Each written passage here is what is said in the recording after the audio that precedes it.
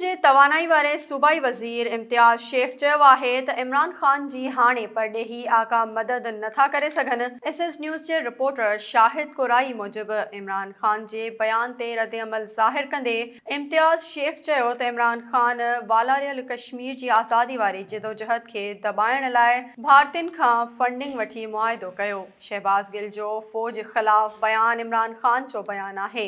हुन चयो त इमरान ख़ान खां पंहिंजी परॾेही आकाउन जी ज़ोर ते मुल्क ऐं फ़ौज में इंतशार पखेड़णु चाहे थो। इमरान ख़ान जी जंग ऐं जहाद संदसि करप्शन खां बचण जी कोशिश आहे। हुन चयो त पीटीआई अॻवाननि बि इमरान ख़ान जी साज़िशी दास्तान जी हक़ीक़त खे सम्झी वरितो आहे। दरिया ख़ान मरी वेझो नींगर गुज़िरियल 2 ॾींहनि खां पुरस्रार नमूने गुम थी वियो। एसएस न्यूज़ जे रिपोर्टर कादिर बख्श लाशारी मूजिबि वारसनि जो चवणु आहे त दरिया ख़ान मरी वासी 12 वरियनि जो उमर मरी पुट अली गुल गुज़िरियल 2 ॾींहनि खां दौड़ वारे मदरसे दारुल उलूम अज़ीज़ या हुसैनिया मां निकिरी भॼी वियो आहे त वापसि घर नाहे पहुतो। हुननि चयो त हर हंधि ॻोल्हा करण बावजूदि संदसि को बि ॾस पतो नाहे ॻोल्हण में मदद कई वञे। हिंगोरजा वेझो ॻोठ नूर मोहम्मद सोलंकी जे रहवासी पीरसन मुबैना पुट जे अगवा ख़िलाफ़ प्रेस क्लब ते एहतजाज कयो। एसएस न्यूज़ जे रिपोर्टर फयाज़ मोहसिन सोलंकी मूजिबि ॻोठ हाजी नूर मोहम्मद सोलंकी जे रहवासी पीरसन रसूल बख्श सोलंकी पंहिंजे सोटनि जी ज़ियादतियुनि ख़िलाफ़ प्रेस क्लब ते एहतजाज कंदे चयो त 3 ॾींहं अॻु सोटन अमानुल्ला सोलंकी, ज़ाहिद इब्राहिम सोलंकी ऐं ॿियनि 10 वरियनि जे पुट अब्दुल रसूल सोलंकी खे अगवा करे गुम करे छॾियो आहे। हुन वधीक चयो त वाक़े जी एनसी हिंगोरजा थाणे ते दाख़िल कराए, जंहिं बाद पुलिस हिकु जवाबदार खे गिरफ़्तार करे खेसि रिश्वत एवज़ आज़ादु कराए छॾियो। हुन वधीक चयो त वाक़े जी एनसी हिंगोरजा थाणे ते दाख़िल कराई, जंहिं बाद पुलिस हिकु जवाबदार खे गिरफ़्तार करे खेसि रिश्वत एवज़ आज़ादु करे छॾियो। मुतासिर पीरसन एसएसपी खैबर ऐं डीआईजी सखर खां घुर कई त जवाबदारनि खे गिरफ़्तार करे पुट खे जल्द बाज़ियाब कराए इंसाफ़ कयो वञे।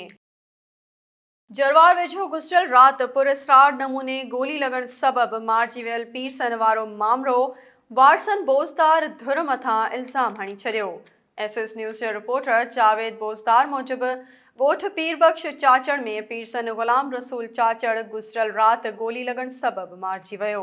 मक़तूल पीरसन जे वारसनि क़ुर्बान चाचड़, साईंदाद चाचड़ ऐं ॿियनि इल्ज़ाम हयो त बोज़दार बिरादरी सां पुराणो तकरार हलंदड़ हो, जिन हथियारबंदनि मोटरसाइकिल ते सवार थी संदनि ॻोठ में चढ़ाई कई।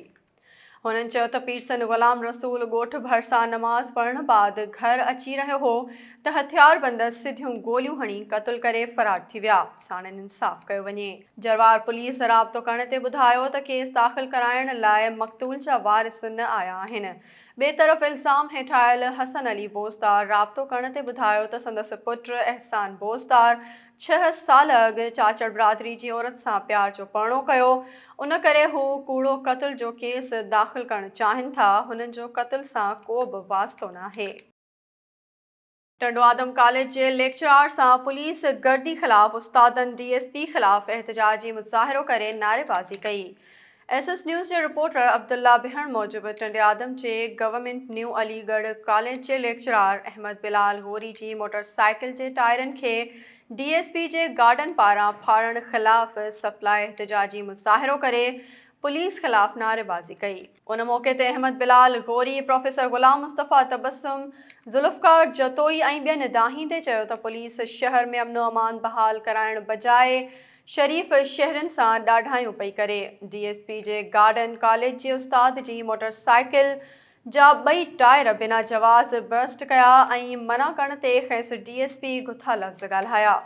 हुननि घुर कई त मुलविस अहलकार ऐं डीएसपी खे फ़ौरी तौर ते हटाए इंसाफ़ कयो वञे, ॿी सूरत में एहतजाज जो दाइरो वसी कयो वेंदो। नाज़रीन, वधीक ख़बरुनि ऐं अपडेट्स लाइ ॾिसंदा रहो एसएस न्यूज़ वेब चैनल। असांजे चैनल खे लाइक ऐं सब्सक्राइब करणु न विसारींदा।